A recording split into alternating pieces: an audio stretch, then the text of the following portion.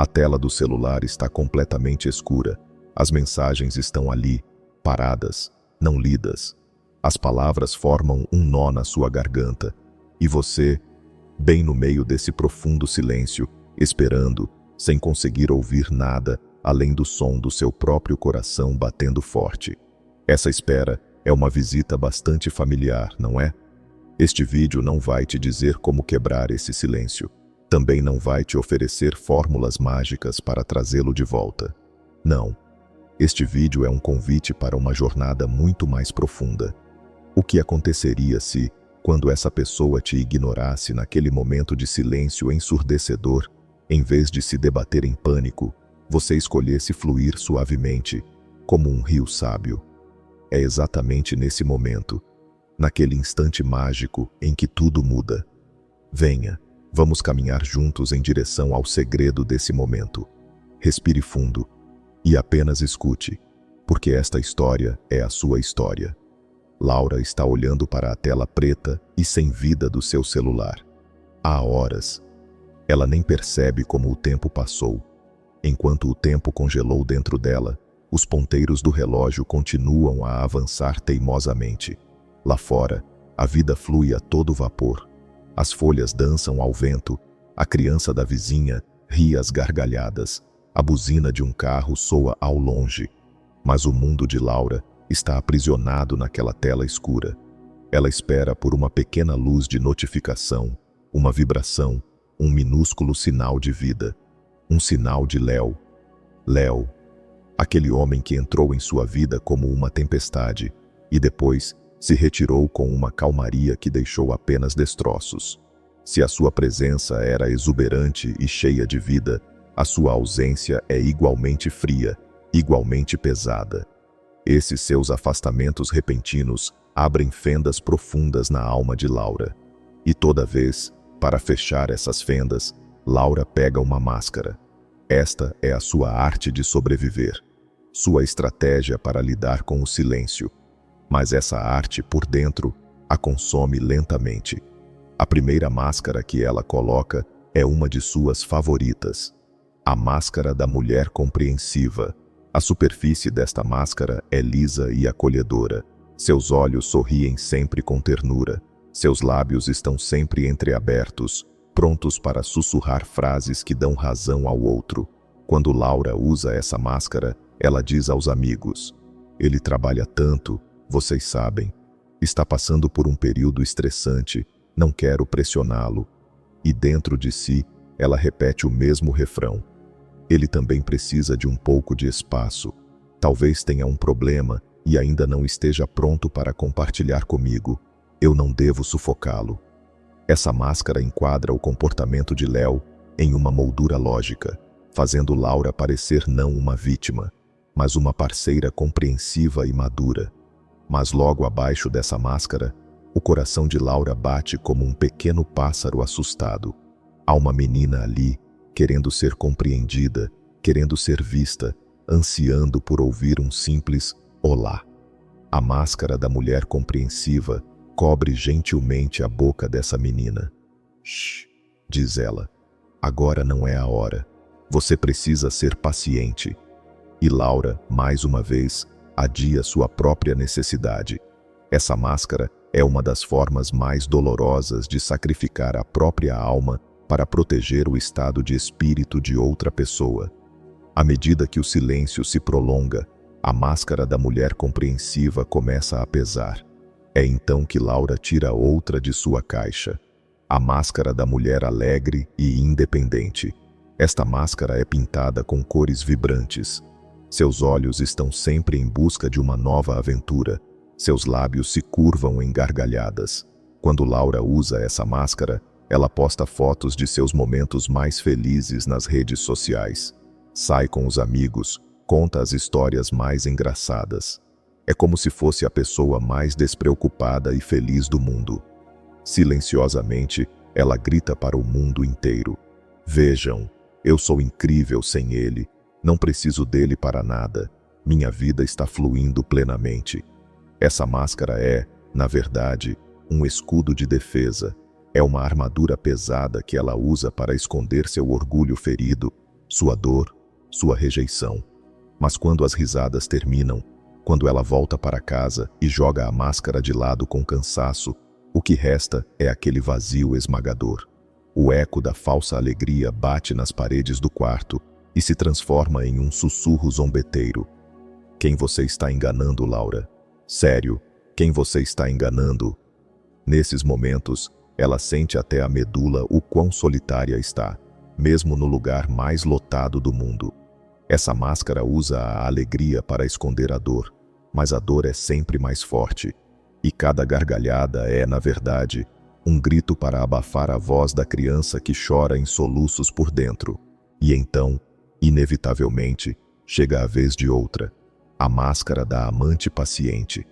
Talvez esta seja a mais perigosa de todas, porque esta máscara se alimenta de esperança. E a esperança, às vezes, é o veneno mais doce.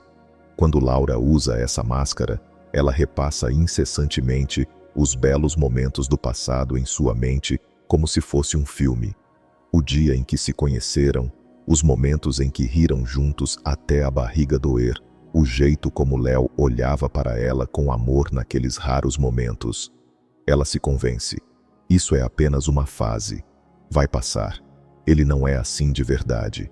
Ele vai voltar e tudo será muito melhor do que antes. Essa máscara cobre a dolorosa realidade do presente com as doces memórias do passado e as promessas incertas do futuro. É uma espécie de auto-hipnose. Por trás dessa máscara, Laura espera com a paciência de uma santa. Ela coloca sua própria vida, sua própria felicidade, seus próprios sonhos em espera, porque toda a sua existência está atrelada à possibilidade de Léo voltar. É como se a vida não fosse começar de verdade até que ele retornasse. Essa máscara é a entrega do próprio poder de Laura, de sua própria vontade, de seu direito de ser a capitã de seu navio, ao capricho de outra pessoa. E à medida que a espera se prolonga, Laura nem percebe que seu navio se transforma primeiro em um passageiro, depois em um prisioneiro e, finalmente, em um destroço no fundo do mar. Na verdade, todos nós mostramos um rosto ao mundo, não é? Temos nossas máscaras, como um ator no palco. Nosso rosto profissional no trabalho, nosso rosto alegre entre amigos, que nos permitem viver em harmonia com a sociedade. O perigo começa quando acreditamos que a máscara é nosso rosto verdadeiro, quando nos esquecemos de tirá-la, mesmo quando chegamos em casa. Para Laura, essas máscaras não eram mais pontes, eram muros. Muros que a separavam não apenas de Léo, mas principalmente de si mesma. Cada máscara enterrava seus verdadeiros sentimentos, suas verdadeiras necessidades, sua verdadeira voz um pouco mais fundo. A máscara da mulher compreensiva suprimia sua raiva e sua decepção. A máscara da mulher alegre escondia sua tristeza e sua solidão. E a máscara da amante paciente encobria seu maior medo, o medo do abandono. E à medida que as máscaras ficavam mais pesadas, o corpo começava a falar. Um peso caía sobre os ombros de Laura, como se todo o fardo do mundo estivesse sobre ela. Havia um nó em seu estômago que nunca se desfazia. Sua respiração era sempre superficial, sempre curta. À noite seu sono era despedaçado por sonhos ansiosos, porque o que a alma silencia, o corpo grita. O corpo era a testemunha mais honesta da verdade por baixo da máscara. Cada uma dessas máscaras roubava um pedaço da energia vital de Laura.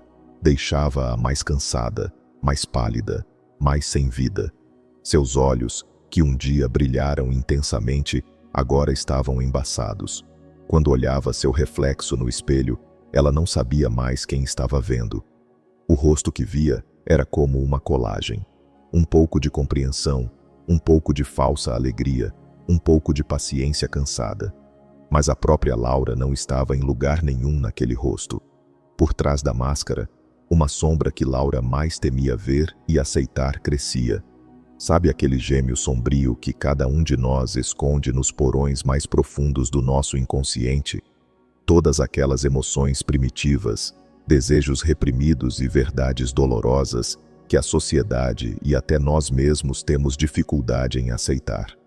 A sombra de Laura estava cheia de raiva, uma raiva que queria gritar: "Como você pode fazer isso comigo?" A sombra de Laura estava em profunda tristeza, uma tristeza que soluçava: "O amor que eu mereço não é este." E o mais importante, a sombra de Laura tremia de medo.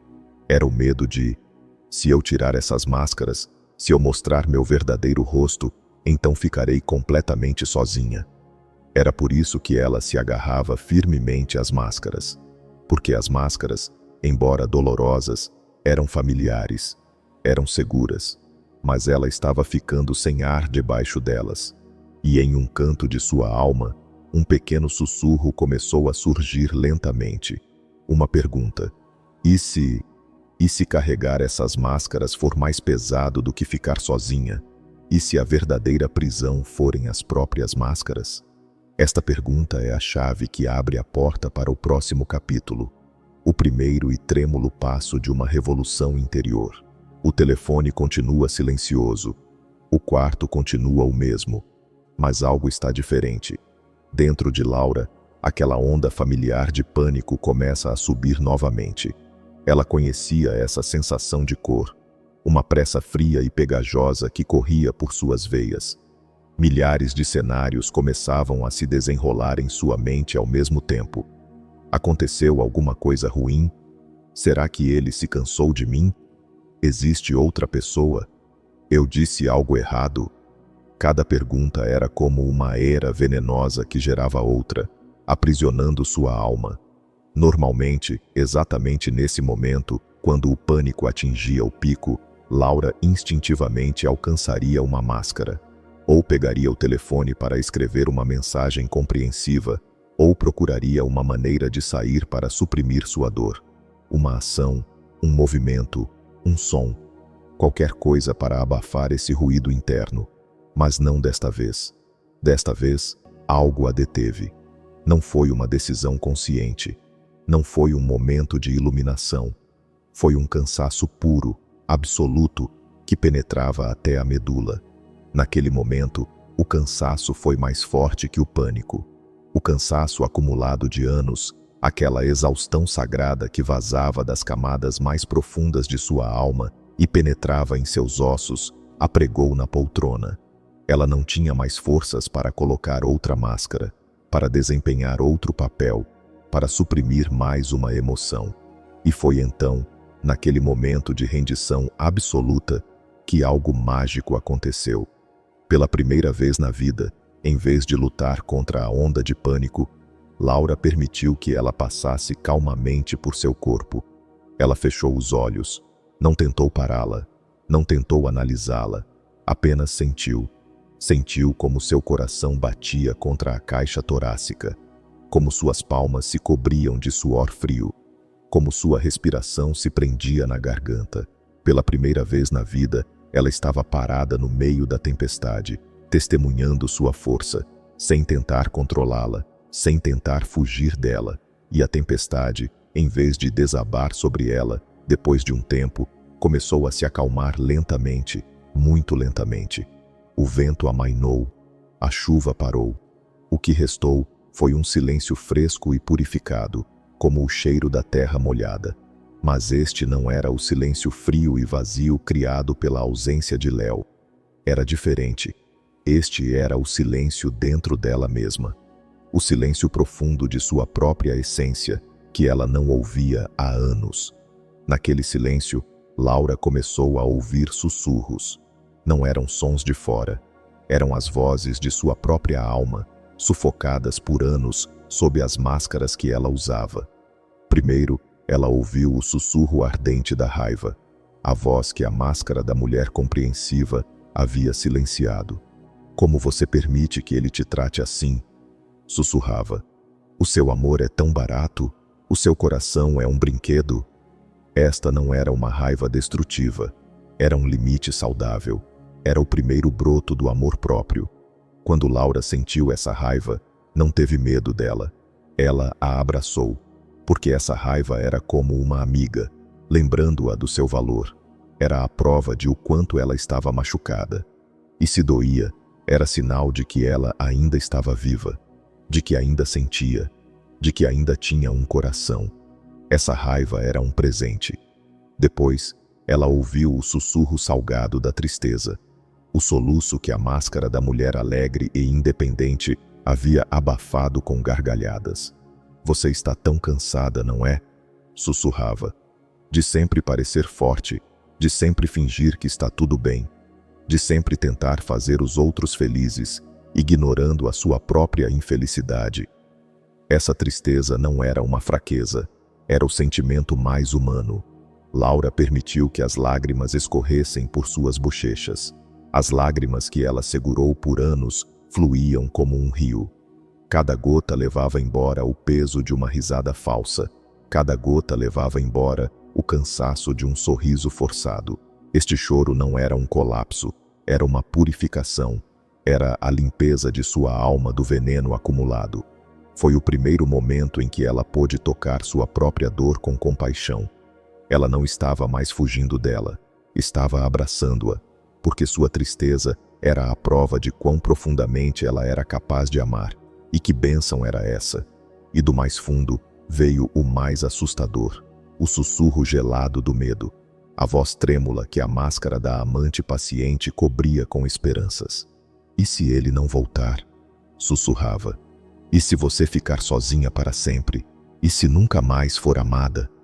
Este era o medo mais fundamental no centro de sua existência.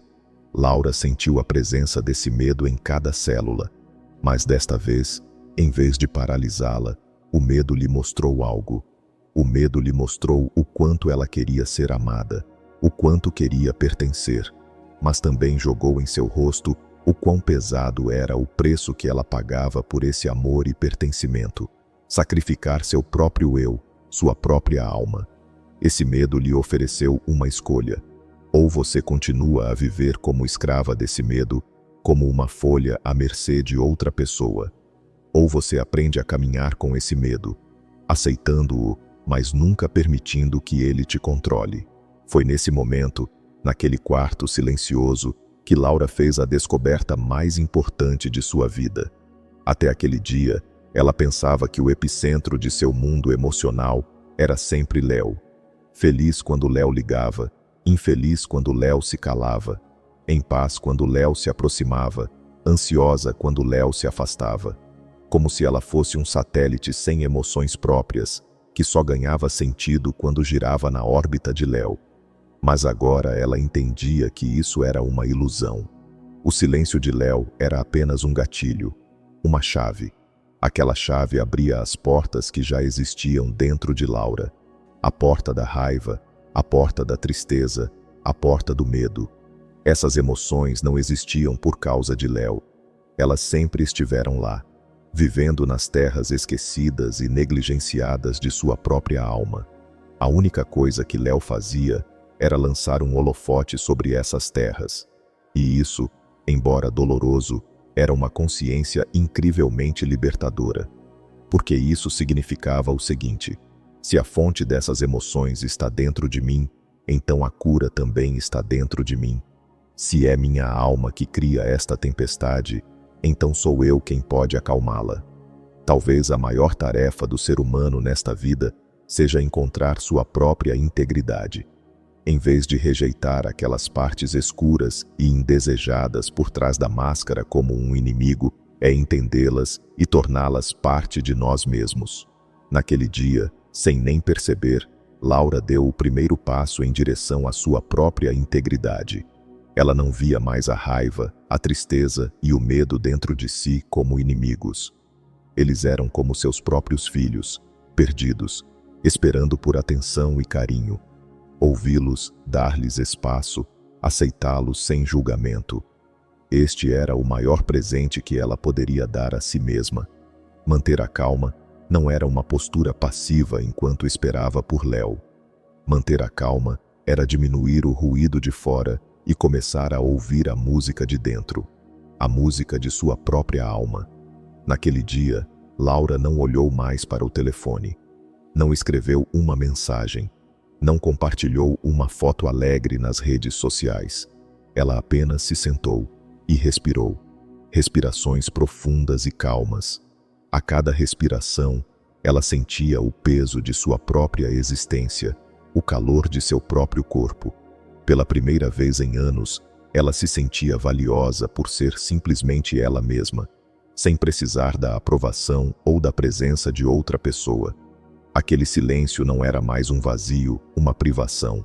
Aquele silêncio havia se transformado em um espaço sagrado, cheio de possibilidades. Um templo onde ela poderia se reencontrar. Léo voltaria? Ela não sabia. Mas, pela primeira vez, a resposta a essa pergunta não era o fator fundamental que determinava quem ela era e como se sentia. A pergunta principal havia mudado. A pergunta principal não era mais o que ele vai fazer, mas o que eu vou fazer. Com essa força interior recém-descoberta, com essas novas vozes que ouvi, quem eu serei? E essa pergunta era o começo da próxima jornada. A jornada para encontrar a coragem de deixar as máscaras de lado e conhecer seu próprio rosto, nu e verdadeiro. O telefone ainda estava silencioso, mas na alma de Laura, uma melodia totalmente nova havia começado. E essa melodia era mais poderosa do que tudo. Os dias agora tinham uma cor diferente da anterior. Aquele novo silêncio que Laura descobriu dentro de si parecia ter se infiltrado em todos os cantos de sua casa. Não era o silêncio de um morto, mas o silêncio paciente e vibrante de uma semente sob a terra. A ausência de Léo não era mais uma falta, como a dor fantasma de um membro amputado. Sua ausência era apenas um espaço vazio. E Laura, em vez de preencher esse espaço com pânico, estava aprendendo a preenchê-lo calmamente com sua própria presença, sua própria respiração, seus próprios pensamentos.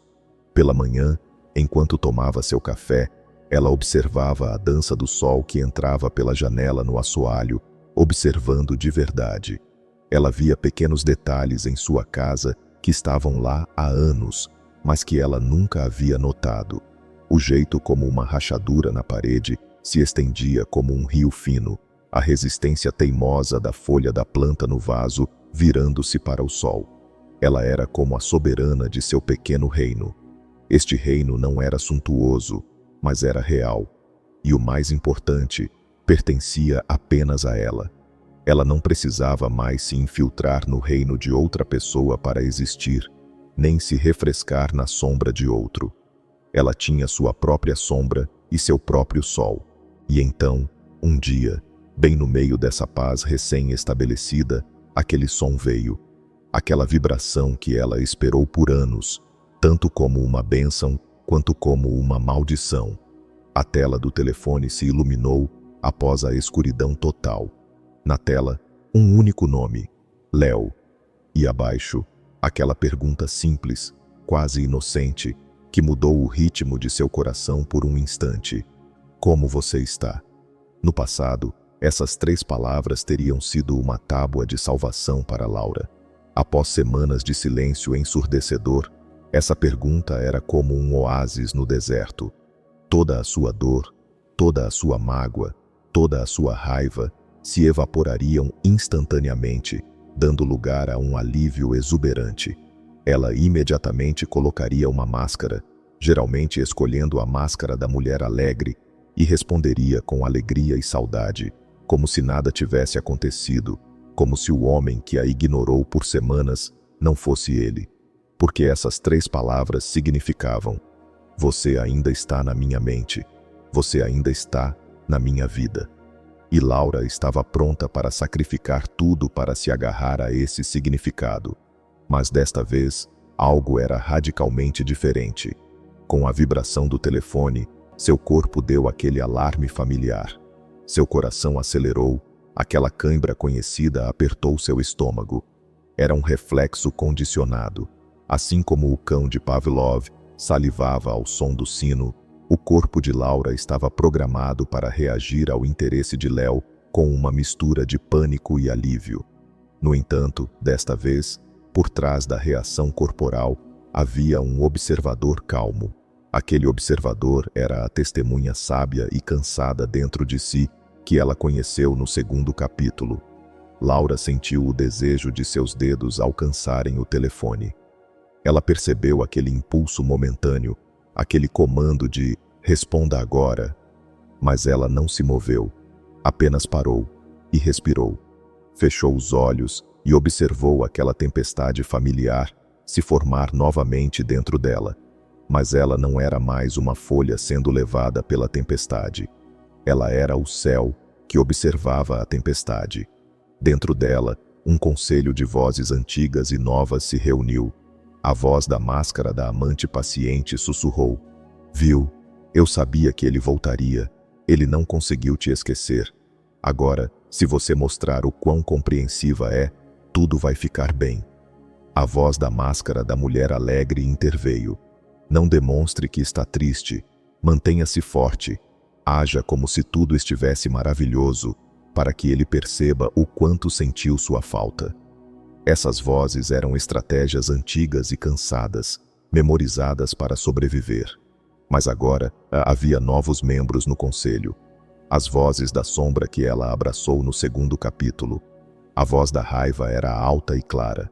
Onde ele esteve por semanas, ele acha que pode apagar tudo com um "como você está?"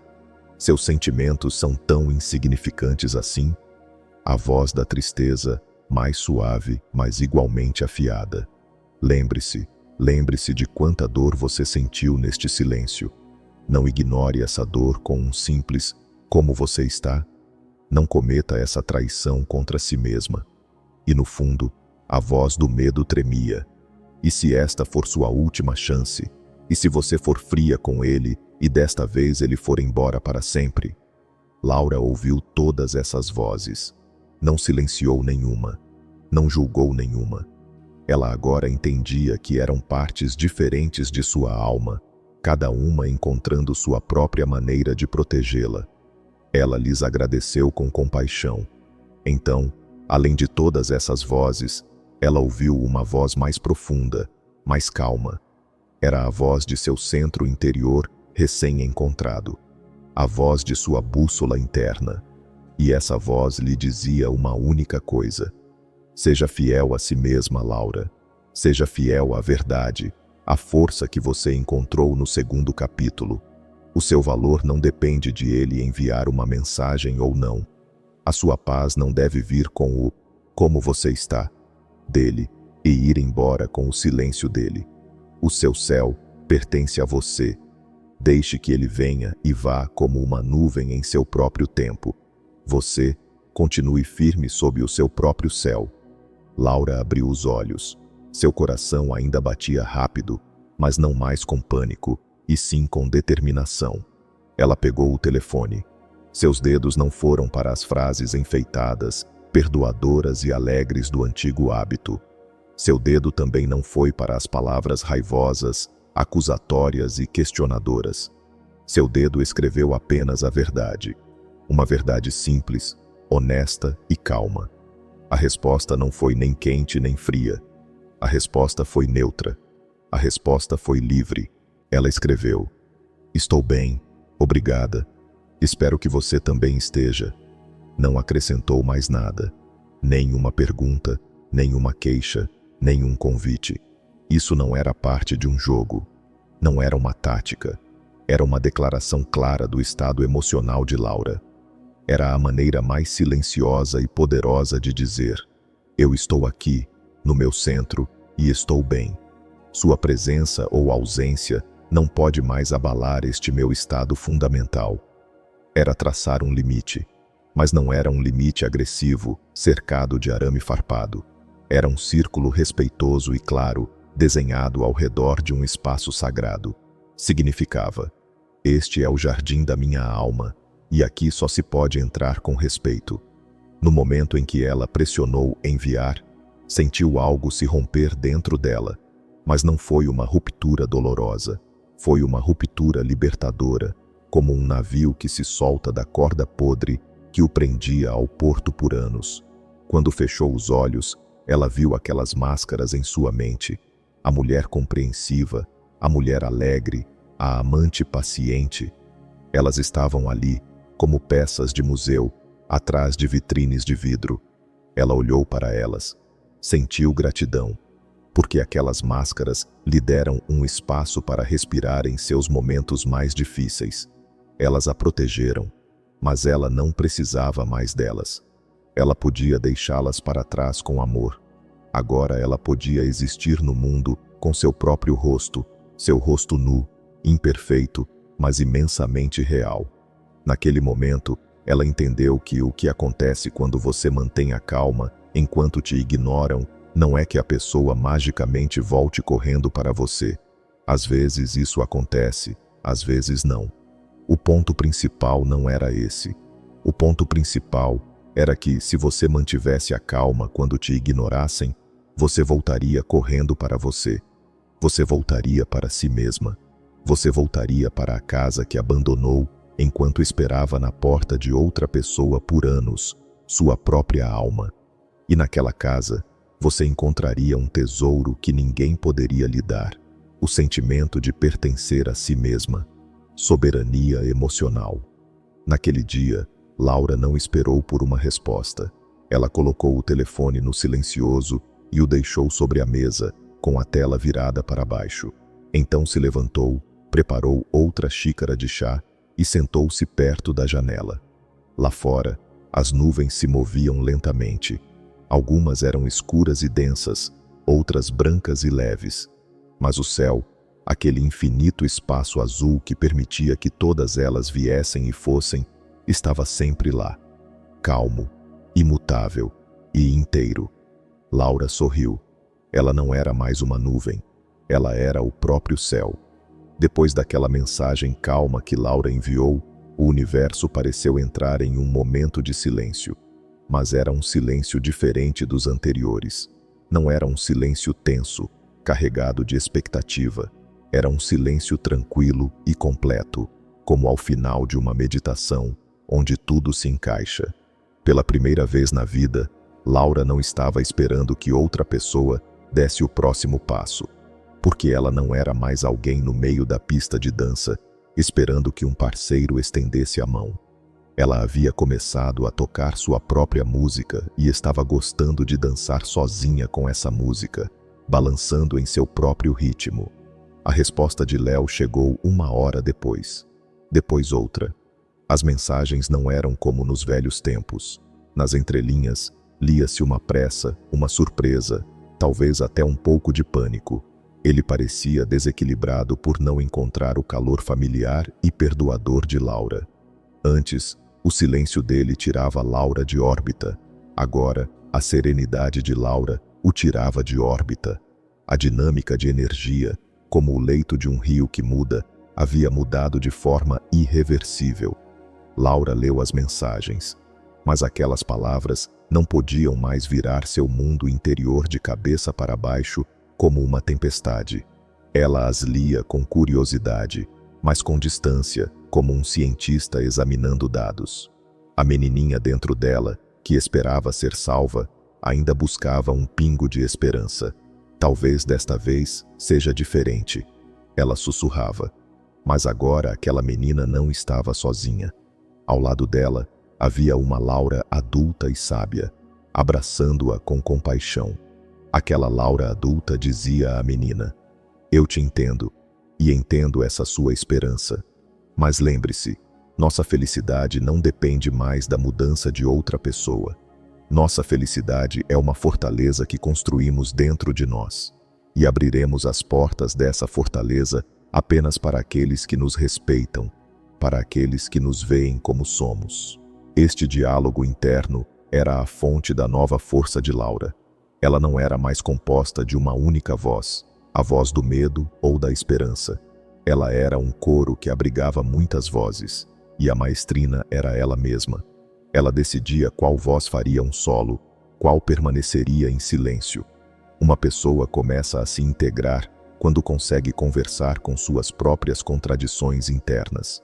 Laura não procurou por arrependimento ou saudade nas mensagens de Léo. A única coisa que ela procurava era se sua paz interior continuava. E aquela paz estava sólida como uma rocha, porque aquela paz não se baseava em um evento externo, mas em uma decisão interna, a decisão de ser fiel a si mesma. Nos dias seguintes, Laura percebeu algo. Começou a refletir sobre a natureza daquele amor avassalador, quase viciante, que sentia por Léo. Era realmente amor? Ou era um esforço para preencher um vazio? Uma necessidade de acalmar o medo do abandono? Uma tentativa de reparar um sentimento de desvalorização? O amor era colocar uma pessoa no centro de sua vida e moldar sua própria vida ao redor dela. O amor era ser prisioneira do humor de outra pessoa, ir ao céu com um sorriso dela e cair no inferno com seu silêncio. Era um estado constante de ansiedade, de espera pela próxima decepção. Não. Laura entendeu, em seus momentos de calma, que aquilo não era amor. Era uma fome. Era um grito de fome que vinha das terras negligenciadas de sua própria alma. E Léo era apenas como um lanche calórico e sem nutrientes, que aliviava temporariamente essa fome, mas nunca a satisfazia. Dava uma satisfação momentânea, mas, a longo prazo, a deixava ainda mais doente e cansada. Ela pensou no que poderia ser o amor verdadeiro. Talvez o amor verdadeiro fosse poder incluir outra pessoa em sua vida sem quebrar sua própria integridade, sem perder seu próprio centro. Assim como duas árvores separadas que crescem lado a lado, cujas raízes não se entrelaçam, mas cujos galhos se tocam gentilmente, compartilhando o mesmo céu. O amor verdadeiro era se enriquecer com a presença do outro, mas não empobrecer com sua ausência. O amor verdadeiro deveria ser um jardim, não uma prisão. Um jardim onde duas pessoas pudessem florescer livremente, sem bloquear o sol uma da outra, sem roubar a chuva uma da outra. E naquele momento, Laura sentiu uma profunda compaixão por Léo, em vez de raiva ou ressentimento. Ela o viu não como um vilão, mas como uma alma ferida como ela, que também não sabia como amar e se conectar. Seus silêncios não eram uma demonstração de poder, mas talvez uma expressão de medo, de inadequação, de uma incapacidade de criar intimidade. Ela percebeu o quão sem sentido era tentar mudá-lo, exigir dele algo que ele não podia dar. Você não pode esperar que uma macieira dê laranjas, aceitá-lo como ele era, uma macieira, e permitir que ele seguisse seu próprio caminho. Esse era o maior ato de amor. Essa consciência foi como a quebra do último elo de uma corrente. Laura não sentia mais a responsabilidade de salvá-lo, curá-lo ou torná-lo a pessoa certa. Ela entendeu que todos são responsáveis por sua própria jornada, por suas próprias feridas. A única coisa que ela podia fazer era ser fiel à sua própria jornada. E sua jornada não estava mais na órbita de Léo. Era uma rota totalmente nova, seguindo a bússola de seu próprio coração. Uma noite ela tomou uma decisão final. Essa decisão não nasceu da dor, da raiva ou da vingança. Nasceu da serenidade, da clareza e daquele profundo amor que sentia por si mesma. Ela escreveu uma última mensagem para Léo. Dizia: "Eu agradeço por tudo o que vivemos juntos. Aprendi muito com você. Espero que seu caminho seja iluminado e que você encontre a paz que procura. Cuide-se bem." Nesta mensagem não havia acusação, não havia expectativa. Havia apenas aceitação e libertação. Isso não era apenas libertá-lo, era principalmente libertar a si mesma. Libertar-se de esperá-lo, de ter esperança nele, de ser ferida por ele. Ao pressionar, enviar, ela sentiu uma leveza incrível por dentro. Como se tivesse lentamente colocado no chão aquela mochila invisível que carregava nas costas por anos, cheia de máscaras, decepções e falsas esperanças. E quando a mochila caiu no chão, ela percebeu que não era tão pesada assim. O que a tornava pesada não era a mochila em si, mas o ato de carregá-la. Naquela noite, Laura teve um dos sonos mais profundos de sua vida. Em seu sonho, ela caminhava por um vasto e verde prado. O céu era azul turquesa. E pela primeira vez, ela não estava sozinha. Ao lado dela, segurando sua mão, estava sua versão infantil. Elas sorriam juntas. O que acontece quando você mantém a calma enquanto te ignoram? É isso que acontece. Quando, no meio da tempestade, em vez de se debater em pânico, você para calmamente e encontra seu centro, primeiro você aprende a se ouvir. Depois, a se respeitar e a estabelecer limites saudáveis. E, finalmente, você entende o que é o amor verdadeiro. Que o amor verdadeiro não é completar outra pessoa, mas sim a escolha de duas pessoas, já completas, de caminharem juntas por uma parte de suas jornadas. E que, às vezes, a forma mais sublime de amor é permitir que quem precisa ir, vá. Porque quando você o liberta, quem se liberta de verdade é você. A história de Laura coloca uma vírgula aqui, não um ponto final, porque as jornadas da alma nunca terminam com um fim, elas apenas mudam de forma. Sua história é como o momento em que um rio deságua no mar. Você acha que o rio acabou? Não, ele apenas se transformou em algo maior, no oceano. A revolução interna que Laura iniciou naquele quarto silencioso a transformou em um oceano. Ela não era mais um pequeno lago que transbordava com a chuva de outra pessoa e rachava com a seca de outra. Ela era um oceano com suas próprias marés, que guardava pérolas em suas profundezas e que podia acalmar suas próprias tempestades dentro de si.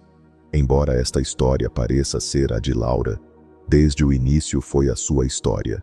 As máscaras que ela usou talvez também estejam penduradas no seu armário. O frio da indiferença que ela sentiu talvez também faça seus ossos doerem. Suas lutas em pânico talvez também tirem o seu sono à noite. Por isso, este último capítulo não é sobre Laura. Este último capítulo é sobre você, sobre o seu oceano. Quando te ignoram, quando te desconsideram, quando você escolhe manter a calma no meio daquele silêncio ensurdecedor, sabe o que acontece? Nenhum milagre acontece. O céu não se abre e tudo se resolve de repente. A pessoa que te deixou pode não bater à sua porta cheia de arrependimento. O mundo não muda magicamente. O que muda é algo muito mais fundamental, muito mais poderoso. Quem muda é você. Não o mundo em si, mas os olhos com que você vê o mundo mudam. E esta é uma revolução muito maior do que mudar o mundo. Manter a calma não foi uma espera passiva, um estado de inércia. Pelo contrário, foi o ato mais radical. Foi uma decisão consciente de ouvir a voz interior em meio ao barulho exterior. Foi sentar-se na cadeira de diretor do seu próprio filme, em vez de comprar um ingresso para o drama dos outros. Quando você manteve a calma, o silêncio deixou de ser um inimigo e se tornou um professor. Esse professor lhe mostrou a verdade mais importante que você ignorou por anos. O seu valor não pode ser medido pela aprovação de outra pessoa. Seu valor não é como uma ação na bolsa de valores, que sobe com o interesse de alguém e cai com a indiferença. Seu valor é um direito incondicional, inegociável e intransferível que lhe foi dado no momento em que você nasceu. Assim como o sol não pede permissão para brilhar, você não precisa pedir permissão a ninguém para existir e ser valioso. O silêncio sussurrou isso para você. Quando você manteve a calma, parou de lutar contra as tempestades em seu corpo. Você permitiu que elas passassem através de você. E então você entendeu que você não é a tempestade. Você é o céu onde a tempestade acontece. A raiva veio como uma nuvem. A tristeza choveu como chuva. O medo desceu como névoa. Mas você era o céu infinito, azul e sereno por trás daquelas nuvens, daquela chuva, daquela névoa. As nuvens vêm e vão, mas o céu sempre permanece. Essa consciência lhe deu uma força inabalável. Quando você manteve a calma, aprendeu a desenhar a geometria sagrada de seus limites. Isso não era construir muros para as pessoas. Era abrir a porta do jardim da sua alma apenas para a gentileza, o respeito e a sinceridade. Era parar de dizer não a si mesmo dizendo sim a todos. Era honrar suas próprias necessidades, seus próprios sentimentos. E quando você começou a respeitar seus próprios limites, viu que o universo trazia para sua vida pessoas que também te respeitavam, e que aquelas que não o faziam, gentilmente seguiam seus próprios caminhos. Porque você era o maior professor de como deveria ser tratado. Quando você manteve a calma, entendeu o que o amor não é. Que o amor não é preencher um vazio, alimentar um vício, remendar um medo. E então, uma ideia do que o amor poderia ser brotou dentro de você. Que o amor pode ser um ato de libertação, primeiro de si mesmo e depois dos outros. Libertá-los de forçá-los a se tornarem algo que não são, de esperar deles coisas que não podem lhe dar. Este era o amor mais puro, a forma mais sublime de compaixão.